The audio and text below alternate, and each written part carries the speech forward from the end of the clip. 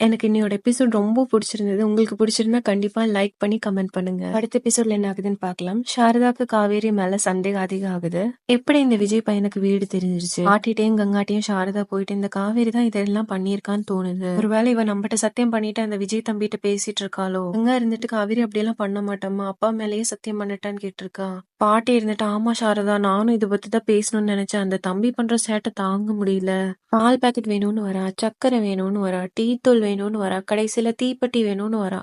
என்னப்பா இப்படி ஒன்னொன்னா வாங்குறதுக்கு பேசாம டீயே குடிச்சிட்டு போலான்னு பேச்சுக்கு சொன்னா, நேரா சோஃபால போய் உட்காந்து ஸ்ட்ராங்கா டீ கொடுங்க, சக்கரை கம்மியான்னு கேக்குறான். புது வீட்டுல தான் இருக்கோமா இல்ல அவன் வீட்டுல இருக்கோமான்னு ஒரே குழப்பம் ஆயிடுச்சு எனக்கு. குமரன் இருந்து சரி இருங்க, நான் போய் ஹவுஸ் ஓனர்ட்ட போய் பேசிட்டு வரேன். சார், இந்த மாதிரி ஒரு பையன் மாடியில நாங்க வேலை செய்யும் போது டிஸ்டர்ப் பண்றாரு. கேட்டா நானும் பக்கத்துல குடி வந்திருக்கேன்னு சொல்றேன். நீ கொஞ்சம் பேசுங்க சார். இதுக்கு ஹவுஸ் ஓனர் இல்ல தம்பி, அவரு ரொம்ப டீசென்டான பையன், பெரிய கம்பெனிக்கு ஓனர். ஏதோ டைம் சரியில்லைன்னு கொஞ்சம் மாசத்துக்கு ரெண்டுக்கு வந்திருக்காரு.